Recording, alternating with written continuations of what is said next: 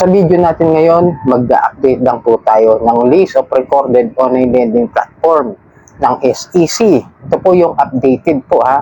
Ulitin ko yung updated list ng mga recorded online lending platform ng SEC. Ito yung mga OLA o mga online loan app na pinapayagan po na mag-operate online ng SEC. Ito po yung mga legal o yung tinatawag ng mga registered at pinapayagan lamang. Pero ulitin ko, maging maingat pa rin sa pag-utang dito sa mga online loan app. Pero bago natin simulan ang ating tatalakayin, papakita ko sa inyo yung video, yung screen record natin about doon sa list na yon, maglalambing po muna ako sa inyo na pakifollow po at pakisuportahan po ang aking mga social media account, ang Facebook, TikTok at ang aking YouTube channel.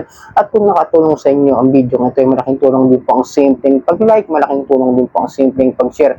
At para updated po kayo sa mga usapang online lending apps, pakikit lang po ang notification bell. Disclaimer, hindi po ako nanghihikayat na mangutang kayo dito sa mga online loan apps. Ako po ay nagbibigay lamang po ng payo, gabay at patnubay kung paano nyo haharapin ang mga suliranin na ginagawang paglabag sa abusive, unfair debt collection practices na ginagawa ng mga online lending apps. Hindi rin po ako nangukonsinti na huwag magbayad ng utang. At ako po hindi rin po abogado. Ako po simpleng mamamayan kagaya ninyo na nagre-report lang din po ng abusive, unfair debt collection practices ng mga online lending apps. Ulitin ko po ha, ito po yung list ng mga pinapayagan. Ibig sabihin, they are legal to operate online dahil nga sila ay meron sa list ng recorded online lending platform. Yung nakaraan, yung mga illegal ang pinakita ko sa inyo na madadownload nyo naman sa Play Store. Kaya paalala ko palagi, paulit-ulit, maging maingat at huwag kayong basta-basta umutang kung hindi naman kayo sigurado kung kayo ay talagang nakapag-review na at nakapag-research na dito sa mga online lending apps na ito. Ito po yung mga list of recorded online lending platform as of May 14, 2026. Okay?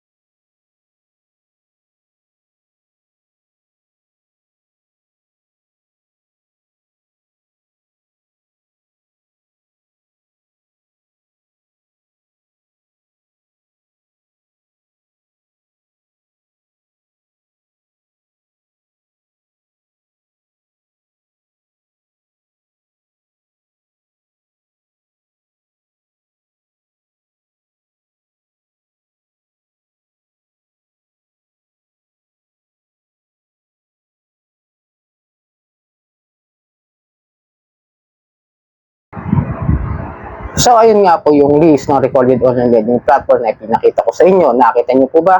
Kung hindi niyo po naintindihan, yung mga yan po, pinapayagan. At yung iba nga dyan, may mga revoke, may mga nagkaroon ng problema, nagkaroon ng cease and desist order na raid, pero nakabalik. Ang tanong, kung sabihin sa akin, bakit nandyan pa rin?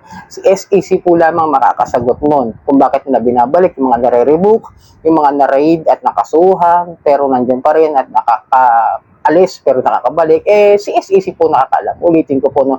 Pero ulitin ko, lagi kong paulit-ulit ang paalala, mas mabuting iwasan na lamang pong mangutang sa mga online lending apps, lalo na kung alam niyo na yung history o yung background o yung mga issue ng mga online loan app na yan.